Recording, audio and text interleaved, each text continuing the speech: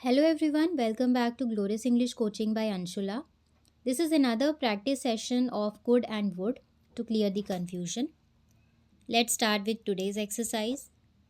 आज की एक्सरसाइज में हमें करेक्ट ऑप्शन को चूज करना है. When I was in school, I dash solve difficult maths problems easily. मैं difficult maths problems को आसानी से solve कर सकता था. So here we are talking about the ability of past. That means the correct answer will be could. Next, she promised she dash send the documents by evening. That means we are talking about future in past. तो जब भी हम past में future की बात करें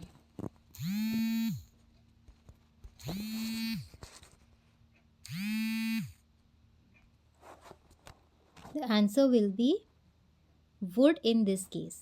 She promised she would send the documents by evening.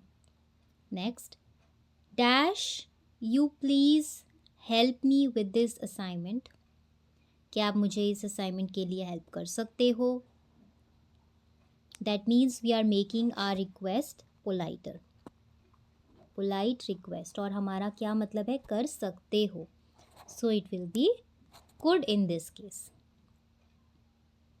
I'm writing down the cases also so that it becomes easy for you, ताकि आपके लिए ये समझना easy हो जाए. Next, if I were the manager, अगर मैं मैनेजर होता, ये मैंने डिस्कस किया है अपनी प्रीवियस वीडियो में कि हम आई के साथ यहाँ पर वर क्यों यूज़ कर रहे हैं, because it is an imaginary situation. So in imaginary situation we use were. And were can be used with any subject. I, he, she, you, they, we. सबके साथ हम were का यूज़ कर सकते हैं जब भी हम imaginary situation के बारे में बात करें. If I were manager, I dash change the policy. अगर मैं मैनेजर होता, if I were the manager, तो मैं पॉलिसी को चेंज करता. Imaginary situation, unreal situation. So the answer will be would, करता.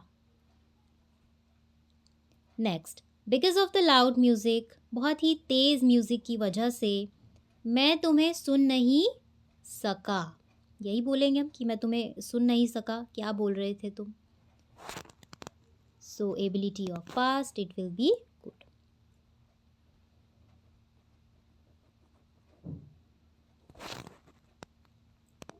Next, when we were children, जब हम बच्चे थे, we visit our grandparents every summer. Now you are talking about the habit of past. तो जब हम अपनी habits के बारे में बताते हैं, past की habits के बारे में, we use would in that case. तो इस केस में हम would का यूज़ करते हैं. Next, if they had informed me earlier, अगर वे मुझे पहले इन्फॉर्म कर देते, किया नहीं, कर देते. Imaginary situation again, I dash have prepared better. मैं और अच्छे से प्रिपेयर करता. Imaginary situation, so correct option is would hear. तो यहाँ पर करेक्ट ऑप्शन हमारा वुड है. Imaginary situation. Next, she was so tired that she dash बेयरली stand. की वो मुश्किल से ही खड़ी हो पा रही थी, वो इतनी थकी हुई थी. She could, past ability could. Next,